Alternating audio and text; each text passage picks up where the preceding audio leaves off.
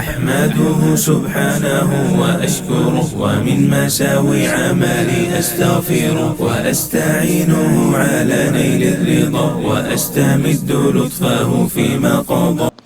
Allahun e falenderojmë dhe vetëm për ti falje dhe ndihmë kërkojmë. Salavat dhe selamit i dërgojmë Muhamedit sallallahu alaihi wasallam, familjes së tij të pastër të ndershme, shokëve të tij besnik dhe gjithë atyre që pasuan rrugën e tij deri në ditën e gjykimit. Tha Allahu i Madhërisht në Kur'an: "Ya ayyuhalladhina amanu ati'u Allaha wa ati'u ar-rasul." O ju që keni besuar, o ju që keni thonë la ilaha illa Allah Muhammadur Rasulullah, edhe i thoni vetvetes musliman. Nështrojuni Allahut edhe nështrojuni rrugës së pejgamberit sallallahu alaihi wasallam.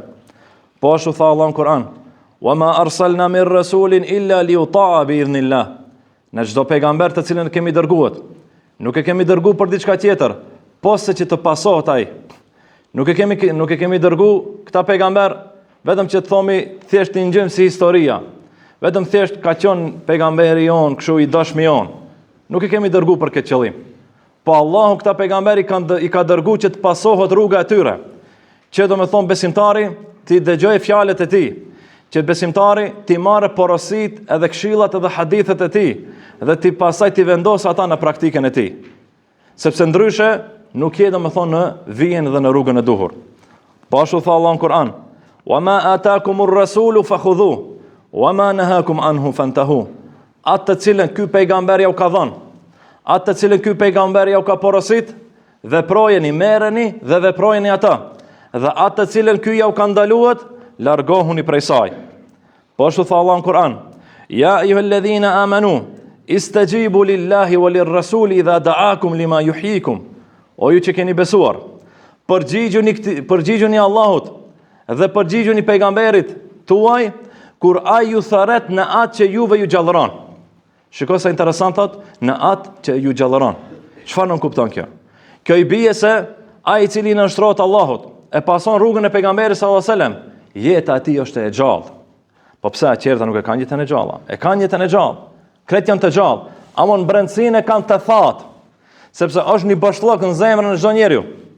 Është një bashllok të cilën nuk e mbushën vetëm se feja Allahut të Madhërisëm. Që këtë bashllok secili njeri mendon se mund ta gjene dikund prej kësaj, dikund do me thonë tek ajo e kësaj dynjaje. Mendon se mund ta gjejë te pasuria, vrapon prej saj. Kur arrin te pasuria e kupton se nuk qen ka këtu lumturia, nuk e mbushi atë thatësinë, prap mbrazet është. Mendon se do ta blejë një vetur të mirë e kështu me radhë, se aty do ta arrinë atë kënaqësinë dhe atë lumturinë. Në moment që arrit atë e kuptoj se edhe kjo nuk ishte. Po cila është ajo atëherë, se cila e gjallëron çka thatësinë, që e mba shpirtin e thatë, nuk e kënaqën shpirtin. Ajo është vetëm feja e Allahut. Ajo është porulsia në nshtrimin ndaj Allahut të Madhërisëm, pasimi i sunetit të pejgamberit sallallahu alajhi wasallam. Ktu e gjen lumturinë e vërtetë. Ktu shpirtit tënd i jep gjallëri. Për këtë arsye tha Allahu në Kur'an: "Përgjigjuni tha Allahut dhe pejgamberit kur ju therret juve në atë të cilën do të thonë ju gjallëron." Po ashtu tha Allahu në Kur'an: "Wa ma kana li mu'minin wala mu'minatin idha qada Allahu wa rasuluhu an yakuna lahumul hira."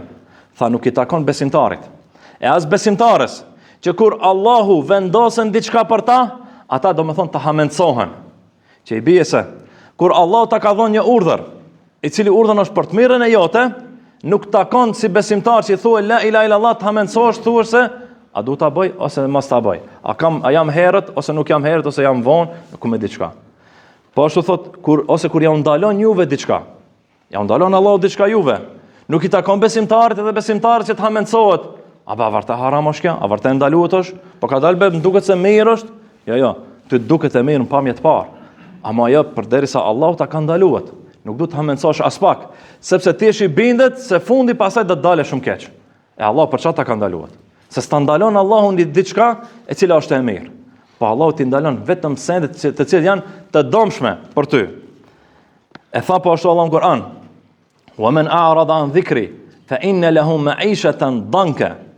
Kush ja kthen shpinën udhëzimit tim, kush ja kthen shpinën përmendjes time, do ta ketë një jetë të vështirë.